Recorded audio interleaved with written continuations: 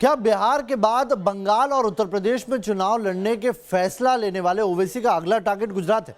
दरअसल अहमदाबाद में एक 32 फुट लंबी पतंग लगाई गई है जिस पर ओवैसी की तस्वीर छपी है। पतंग ओवैसी की पार्टी का सिंबल भी है।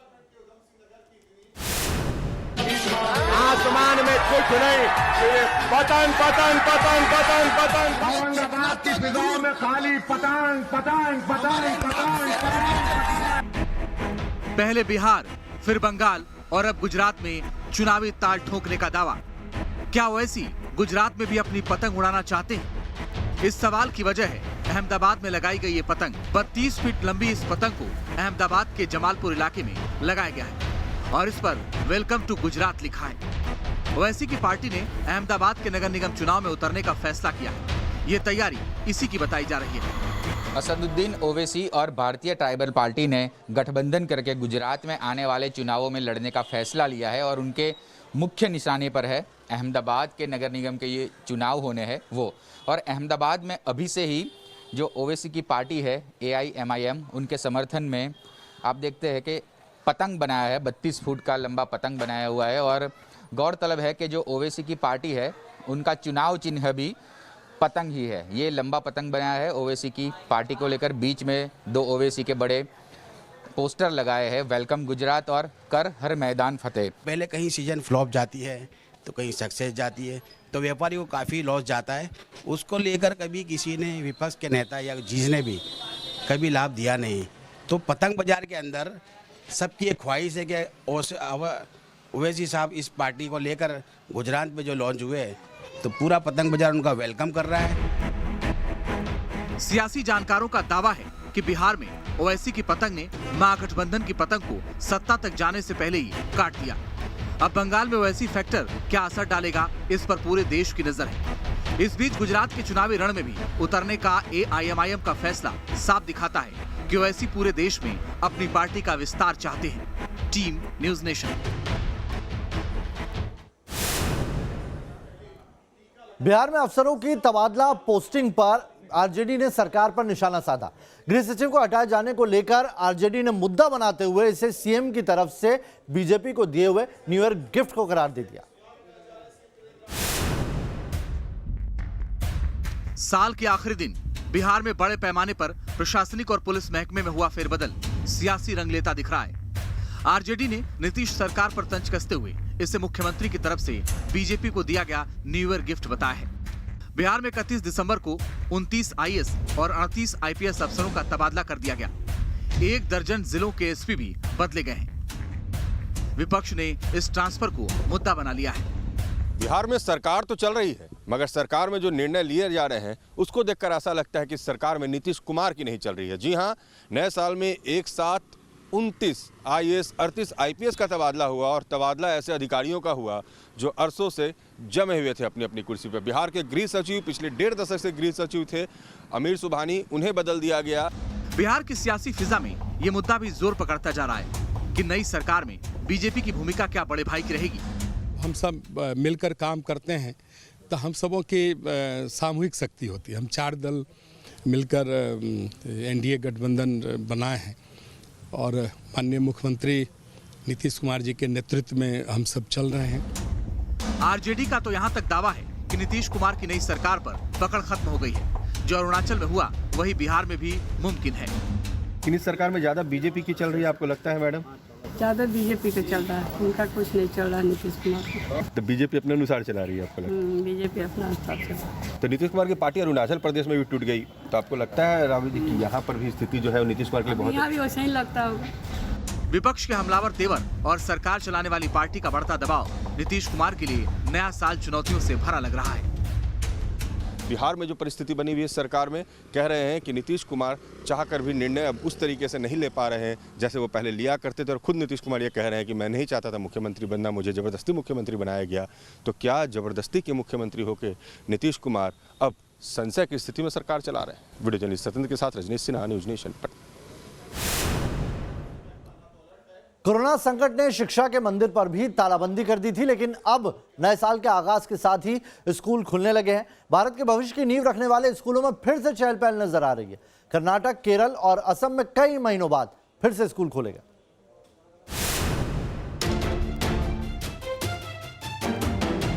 चेहरे पर मास्क, सैनिटाइजेशन के साथ एंट्री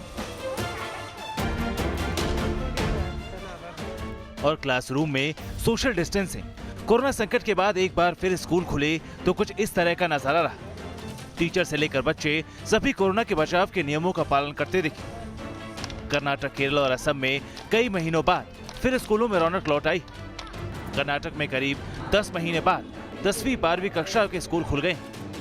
आज से 10वीं और 12वीं कक्षा के लिए स्कूल खुल चुके हैं और यहाँ पर किस तरह से तैयारियाँ की गई है। सबसे पहले आप देख सकते हैं स्कूल के बाहर जो ये मार्किंग की गई है सामाजिक दूरी के लिए। जो भी स्टूडेंट्स आ रहे हैं उन्हें इसी मार्किंग के थ्रू जाना होगा और जैसे ही स्टूडेंट यहाँ पर आएंगे तो आप देख सकते हैं किस तरह से जो है यहाँ पर टेम्परेचर चेक किया जाता है, सैनिटाइज किया जाता है यहाँ पर स्टूडेंट्स को। और सभी स्टूडेंट जो है आप देख सकते हैं मास्क पहने हुए हैं। बिना मास्क के किसी भी स्टूडेंट्स को स्कूल आने की इजाज़त नहीं है। सरकार के दिशा निर्देशों के बाद केरल में भी स्कूलों को फिर से खोल दिया गया।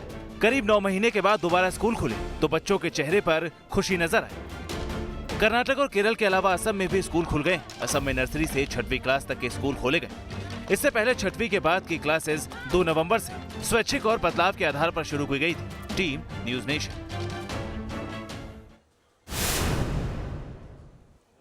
साल 2020 कोरोना के साए में बीता, लेकिन साल 2021 गुड न्यूज लेकर आए और कोरोना हिंदुस्तान से भाग जाए। इसी कामना को लेकर नए साल की शुरुआत देशवासियों ने भगवान के दर्शन के साथ की।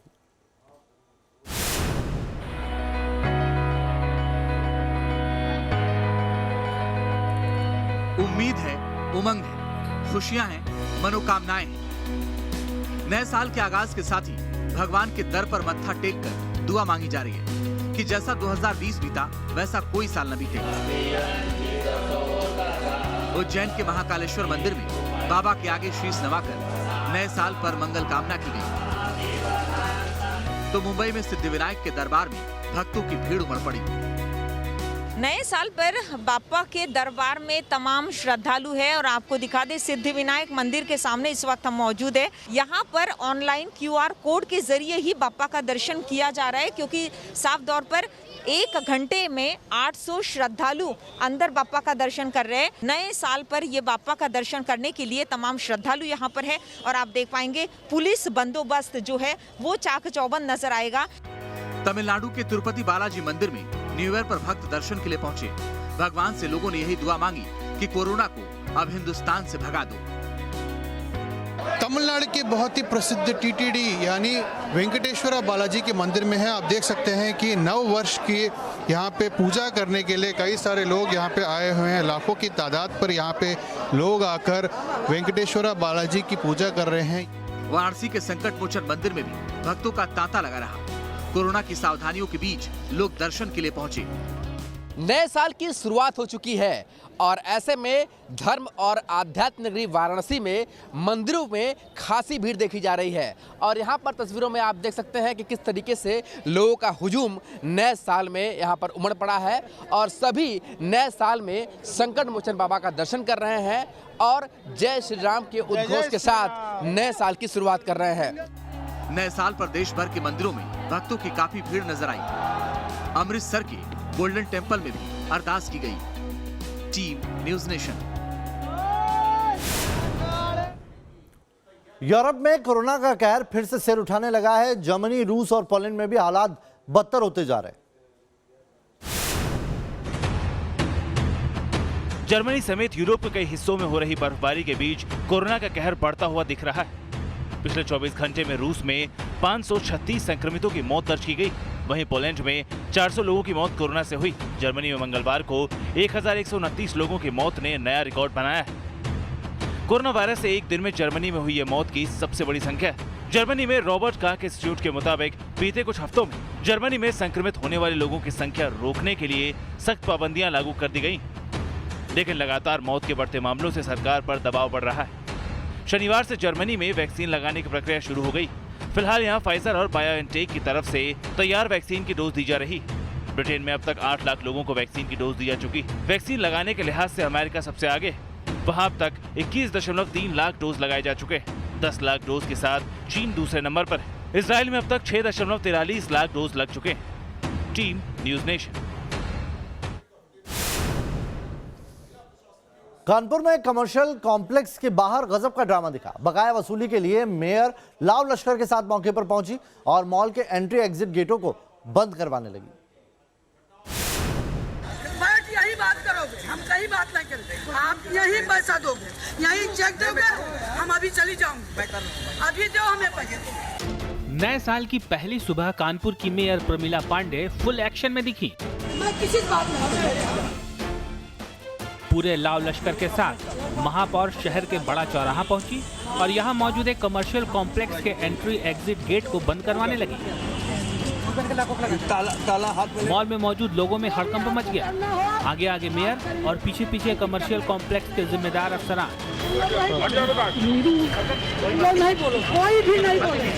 मॉल के कंपाउंड में करीब 3 घंटे तक यही मंजर दिखा। आज अभी मुझे देखो, वार्ता देखो, हमें बाहर वार्ता नहीं करना है। अबे आज अभी चेक दे दीजिए 50%, मैं अभी तुम्हारा अपना सरकारी अमले के एक्शन से अफरा तफरी मच गई। मेयर प्रमिला पांडे ने फुल एक्शन में आते हुए कमर्शियल कॉम्प्लेक्स के 3 एंट्री एग्जिट गेट पर ताला जड़ दिया। अब आपको इस पूरे एक्शन की वजह बताते हैं। दरअसल कानपुर के बड़ा चौराहा पर मौजूद इस मॉल पर नगर निगम का 13 करोड़ 57 लाख रुपया बकाया है। मेरा 13 करोड़ 57 लाख को समथिंग है भाई। तमाम स्टाफ अंदर है अभी दुकानों में, तो अभी मैं अनाउंस करूंगी ना कि आप बाहर आओ, मैं इसको बंद कर रही हूँ। 2 साल पहले भी मॉल पर कार्रवाई की गई थी, लेकिन उसके बाद भी मॉल मैनेजमेंट की तरफ से बकाया जमा नहीं कराया गया। 31 दिसंबर को भी इस मामले को लेकर बैठक बेनतीजा रही थी। लिहाजा मेयर नए साल के पहले दिन पूरे लाव लश्कर के साथ मॉल पहुंच गई और अंदर स्टाफ की मौजूदगी के बीच ही इसके दरवाजों को सील करने लगी। हालांकि 3 घंटे तक चले ड्रामे के बाद कमर्शियल कॉम्प्लेक्स मैनेजमेंट ने मेयर को 1 करोड़ का चेक सौंप दिया, जिसके बाद सभी एंट्री और एग्जिट पॉइंट खोल दिए गए। Team news nation. दुनिया भर में नए साल का जश्न बड़ी धूमधाम से मनाया जा रहा है। दुनिया के बाकी देशों की तरह ही भारत में भी नए साल के जश्न को सेलिब्रेट किया जा रहा है। आम लोगों के साथ साथ सीमा पर देश की सुरक्षा में तैनात भारतीय सेना के जवानों ने भी अपने अंदाज में नए साल का जश्न मनाया।